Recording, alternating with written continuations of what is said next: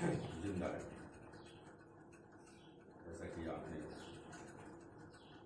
दोहरा साहिबा को आपने देखा हो, 96 के करते थे, थिएटर भी करते थे, parallel cinema, parallel Surekha Sikri, एक वैसा ही नाम है।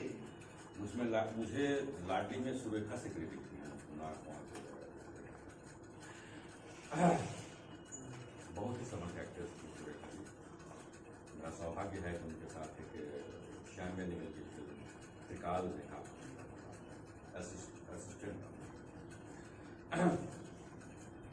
तो आज की प्रस्तुत है मेरी सरकार। यहाँ इसके कंटेंट के विषय में बात न करते हुए हम सीधा चलते हैं मंच की तरफ, क्योंकि लोग जो नेट पर हैं उनके साथ मैं सीधा करता हूँ लाडली।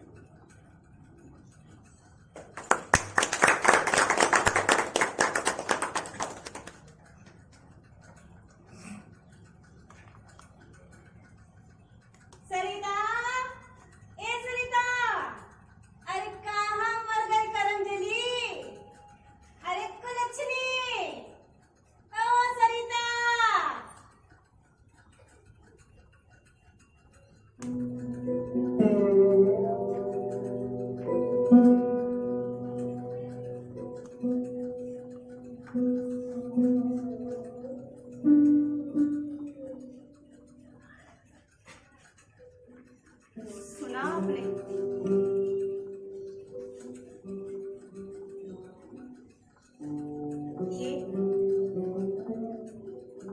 ये मेरी माँ की आवाज थी।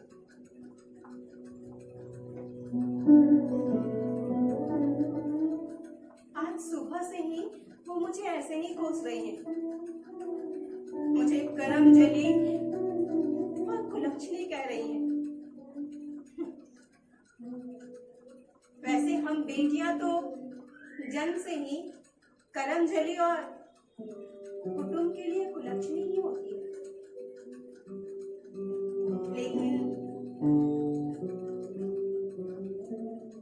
लेकिन यहाँ बात थोड़ी अलग है।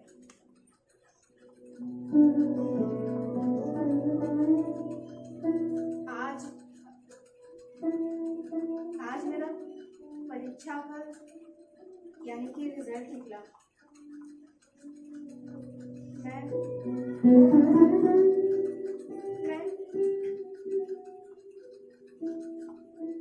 मैं दोबारा फेल हो गई।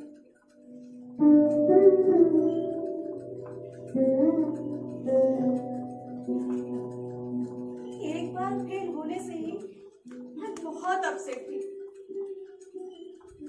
गुजरे पूरे साल मैं आत्मग्लानि और लोगों के तानों से शर्मसार। और फिर वही कहानी दोबारा। मानो ऐसा लग रहा था जैसे मुझ कमजोर लड़की पर दुखों का पहाड़ ही टूट पड़ा है।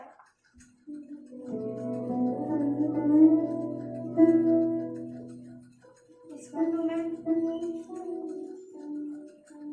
तो मैं रो भी नहीं पा रही।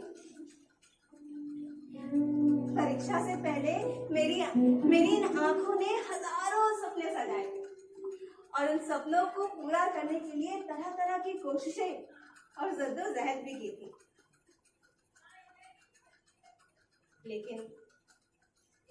लेकिन सब बेकार हो गए। भगवान को शायद यही मंजूर था। उन्होंने मेरे सारे किए कराए पर पानी फेर दिया।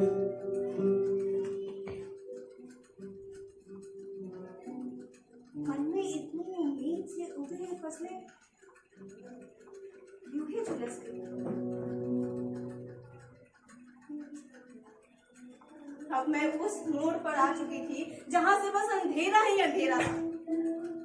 हे भगवान, इतनी लगन और मेहनत से पढ़ने के बाद भी ये सब हो गया। दिन में घंटों किताबों से चिपके रहना, रात में देर रात तक पढ़ना,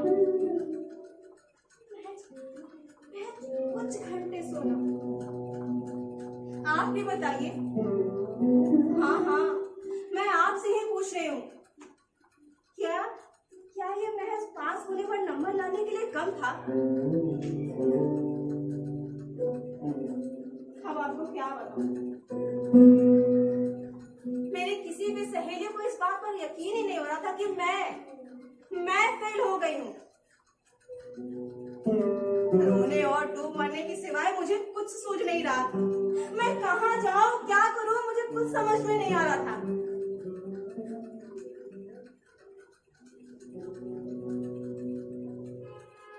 आत्महत्या, हाँ,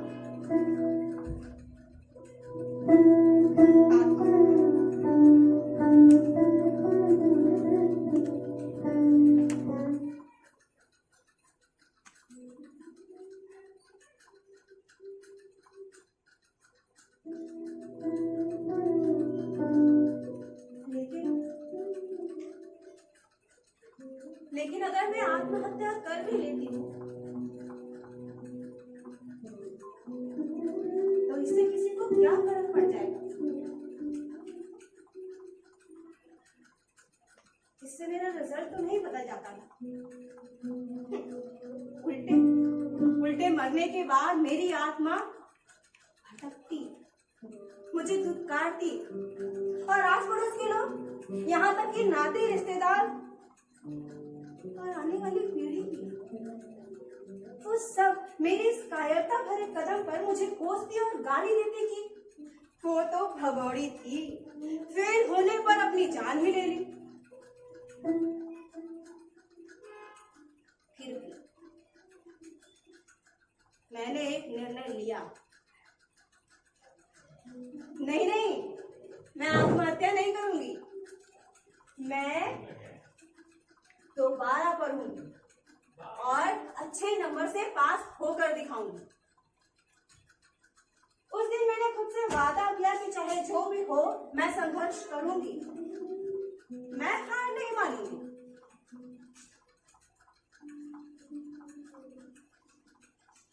चाहे जो भी हो, मैं हर कठिनाइयों से जूझते हुए आखिर सफलता हासिल करूंगी। हार को भी मुझसे हार मानना ही होगा।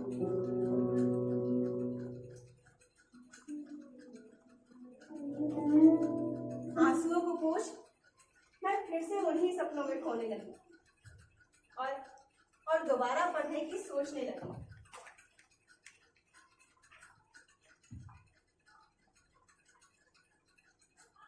सोचते सोचते गर्मी की छुट्टियां निकल गई और जुलाई का महीना आ गया। स्कूल और कॉलेजेस में एडमिशन शुरू हो गए थे। मैं भी अपना एडमिशन करवाने के लिए काफी बेचैन थी और नई तरह की चुनौतियां लेने के लिए उत्साहित थी।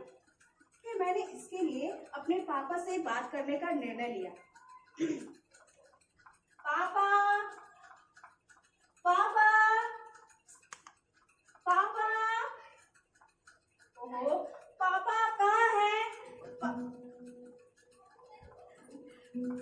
पापा, आप यहाँ हैं और मैं आपको पूरे घर में ढूंढ आई। पापा, वो मैं कह रही थी कि मैं दोबारा पढ़ना चाहती हूँ। मैं वादा करती हूँ कि मैं इस बार पूरी लगन और मेहनत से पढ़ के अच्छे नंबर से पास होकर दिखाऊंगी। आप बस मुझे एक मौका और दे दो। पापा, पापा, पापा।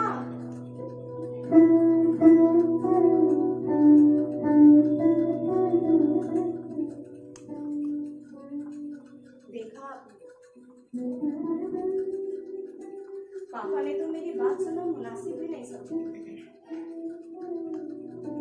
जाहिर है एडमिशन ना कराने से साफ इनकार ही था।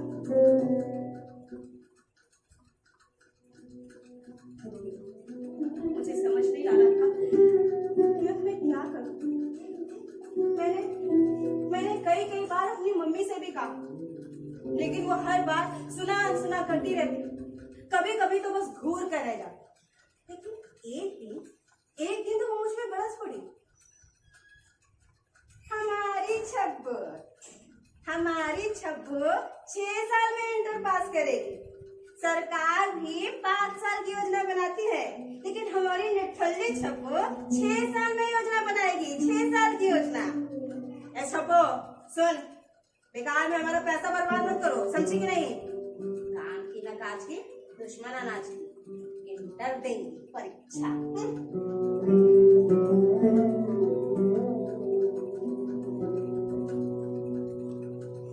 परीक्षा देंगी। मेरी मम्मी तो मेरे पापा से भी 2 कदम आगे, वो भी मुझे नहीं समझती। ये तो क्या था? ये रोने के सिवाय और मैं कुछ नहीं कर सकती। माँ बहनों के ताने मुझे बहुत दुख पहुंचाते।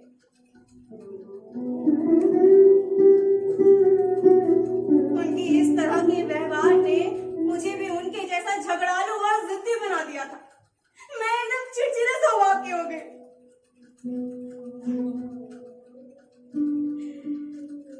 मैंने भी तय किया कि अब मैं अपनी पढ़ाई के लिए खुद कुछ करूंगी। अब मैं इन लोगों से कुछ नहीं बोलने वाली। जो भी करना है अपनी पढ़ाई के लिए मैं ही करूंगी।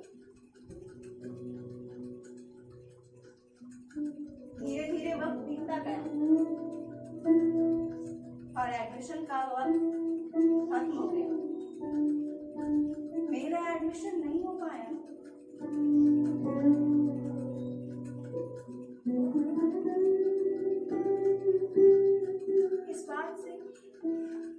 इस बात से मुझे गहरा सदमा पहुंचा। रह रहकर मेरे स्कूल के दिन, मेरी पढ़ाई, मेरी किताबें, ये सारे दृश्य मेरी आंखों के सामने घूमते। यहाँ तक कि सपनों में भी मुझे वही सब दिखाई देता और मैं रोने लगती।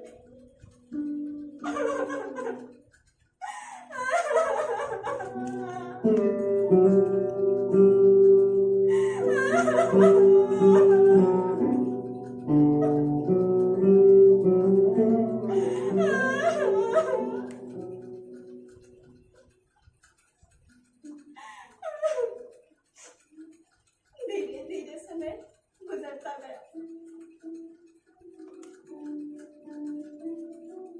ये साल भर का समय मेरे लिए बहुत लंबा था। ऐसे ही रोते गाते किसी तरह बीत गए। फिर जुलाई का महीना आया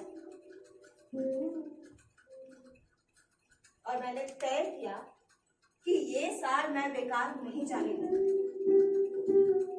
फिर मैंने नर्सरी स्कूल में पढ़ाने की बात की, पर वहां से भी टका सा जवाब मिला। क्यों? क्योंकि मेरे पास कोई ट्रेनिंग नहीं थी। फिर मैं मुफ्तीगंज के स्कूल में गई। वहां से पता चला कि तारागंज के स्कूल में एक टीचर की वैकेंसी है। वो स्कूल 8वीं कक्षा तक था। मैं वहां के हेडमास्टर के पास गई।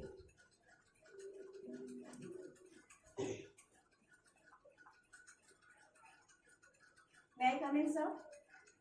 जी सर। Thank you sir. जी सर। जी okay sir. Thank you so much sir. Yes I have done it. तो सर मैं कल से ज्वाइन करूं? वहां के प्रिंसिपल ने कहा, ठीक है आप बच्चों को पढ़ाइए, अगर बच्चों को आपके पढ़ाने का तरीका अच्छा लगेगा तो आप कंटिन्यू कीजिए। Yes I have done it and this is a big challenge for me. और इस तरह से मैं पढ़ाने लगी। गुड मॉर्निंग बच्चों, कैसे हैं आप सब? मैं आपकी नई टीचर हूँ और मेरा नाम सरिता है। और मैं आपको पढ़ाऊंगी इंग्लिश। तो बताएगा कोई कि आज हम क्या पढ़ने वाले हैं? Very good. आज हम इंग्लिश के अल्फाबेट्स के बारे में जानेंगे। आपका क्या नाम है? अरुण। Very good Arun. हम शुरू करें? A for apple. Apple means सेब। अब सेब तो आप सब लोगों के पास होगा, घर में, है ना? और आपकी मम्मियाँ भी आपको लाल लाल सेब खाने के लिए देती हूँ, और आपको सेब खाना पसंद भी होगा, है ना? है ना? Good. B for ball. Ball means गेंद। गेंद का नाम सुनकर तो सब उछल पड़े। गेंद तो आप सभी लोग खेलते हैं, है ना? खेलते हैं ना?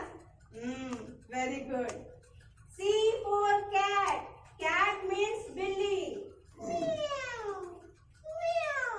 जो म्याऊ म्याऊ करके आपके घर का सारा दूध पी जाती है और आपके लिए कुछ भी नहीं बचता, है ना? D for dog. Dog means कुत्ता, जो भौं भौं करके आपके घर के बाहर शोर करता रहता है ना? तो बच्चों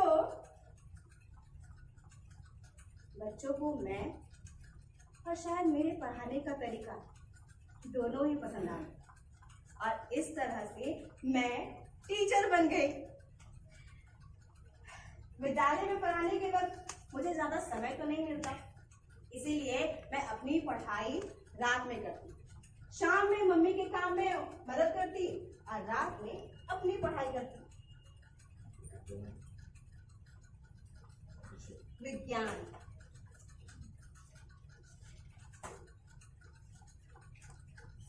अंग्रेजी,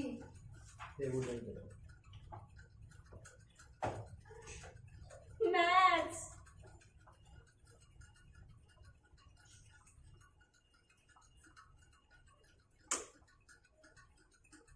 पढ़ते पढ़ते मैं अपनी सेहत पर ध्यान नहीं दे पाई। बिना नियम के खाना, बिना नियम के सोना, इन सबसे मैं बीमार पड़ी। मुझे बुखार आ गया, लेकिन इस बुखार में भी मैंने अपनी पढ़ाई का सिलसिला जारी रखा, और इसकी मुझे बहुत बड़ी कीमत भी चुकानी पड़ी। इस हल्के हल्के रहने वाले बुखार ने टाइफाइड का रूप ले लिया। बाप रे, टाइफाइड, इसका तो नाम सुनते ही डर लगता। तो साहब, डॉक्टर्स ने कई गोलियां और कैप्सूल्स लिख दिए, और कम से कम 15 दिन कंप्लीट बेड रेस्ट करने को कहा। मम्मी, दीदी सब हैरान परेशान। पड़ोस की दादी जी ये सुनते ही अपना छड़ी टेकते चली आई और कहाँ के नुस्खे बताने लगी।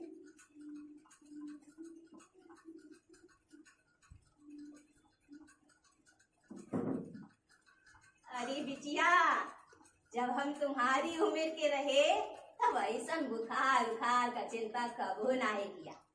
हाँ, हमारी अम्मा 2-4 दवा हमारे हलकवा के नीचे उतरवा देते रहे, बस बुखार ऑरेंज। अरे चिंता के कौनो बात नहीं है, सब ठीक हो जाएगा। सबने मुझे कहीं बाहर ना निकलने और पूरी तरीके से आराम करने की ना जाने कितनी हिदायतें दे डाली, लेकिन मेरे लिए आराम कहाँ था? मेरे लिए तो परीक्षा पास करने की चुनौती सुरसा राक्षसी की तरह मुंह बाई खड़ी थी। उसे कौन समझता है? इन्हीं हालातों में मैंने अपने विद्यालय जाना भी जारी रखा, क्योंकि बच्चों की परीक्षाएं भी तो नजदीक थी ना।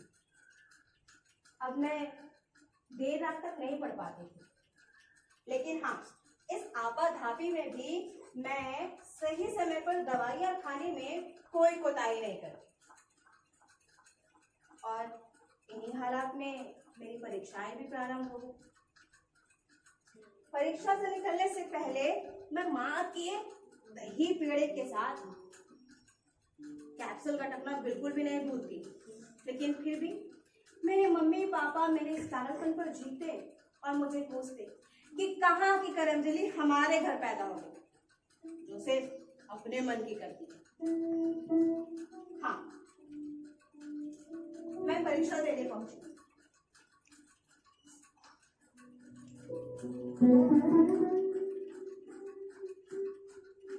परीक्षा में पहला घंटा बीतते ही मेरी तबीयत बिगड़ने लगी।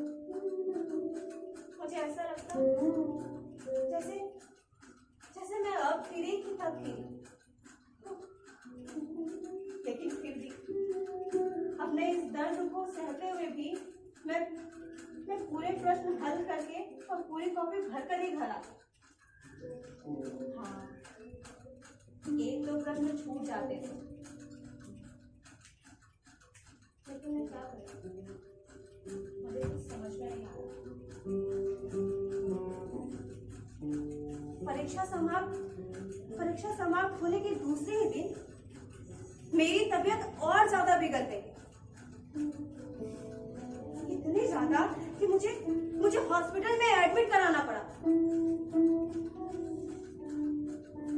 डॉक्टर्स ने मुझे कई बोतलें ग्लूकोज और खून की चढ़ाई।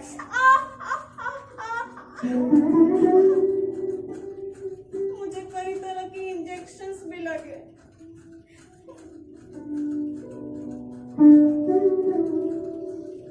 धीरे धीरे मेरी हालत में सुधार आने लगा और लोगों ने राहत की सांस ली। लेकिन ये क्या,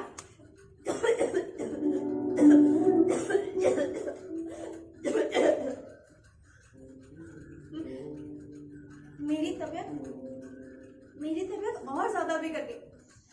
मुझे उल्टियां होने लगी और उन उल्टियों में मम्मी को खून के थक्के दिखने लगे।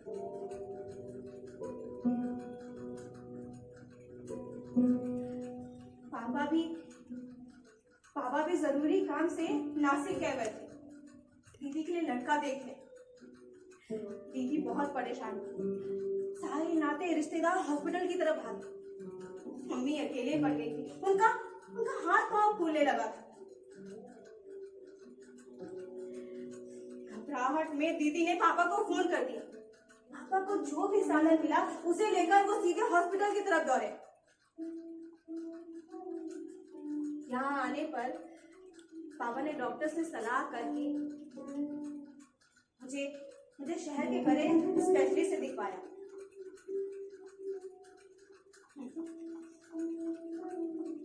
मुझे ठीक होने में 2 महीने लग गए। मैं मरते बची। परीक्षा के समय मेरी सेहत भी न जाने मुझसे कब का बदला ले रही। बुखार था कि उतरने का नाम ही नहीं ले रहा था। शायद ये भी मुझे पास होने नहीं देना चाहता। कहते हैं कि एक इंसान का सबसे बड़ा सुख उसका स्वस्थ शरीर होता है। अगर वो स्वस्थ रहे तो वो किसी भी कठिनाइयों से जूझ कर सफलता हासिल कर सकता है।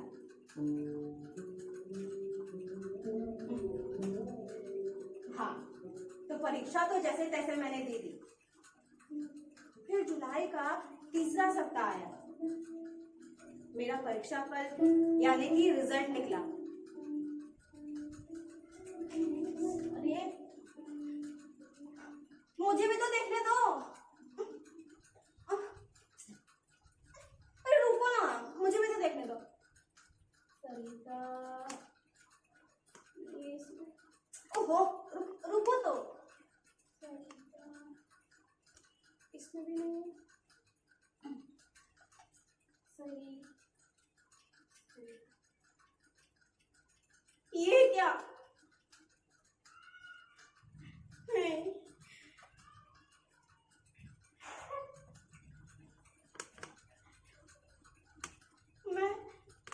मैं सेकंड डिवीजन से पास हो गई थी। ये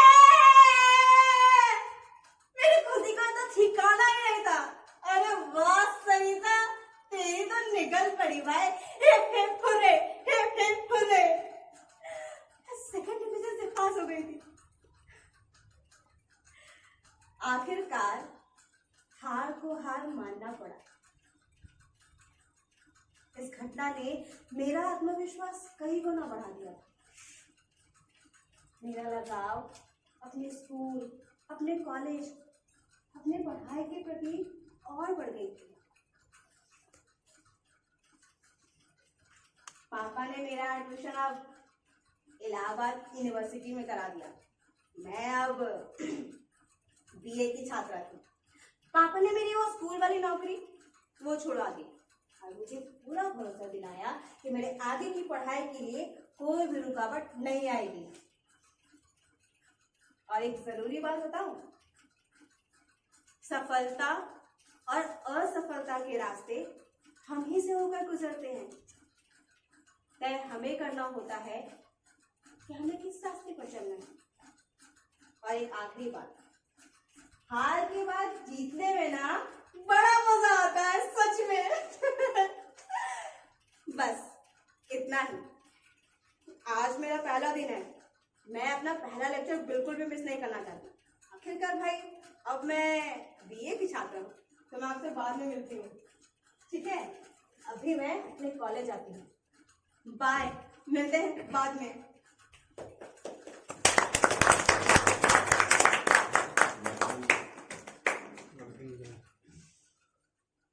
एक बार जोरदार ताली।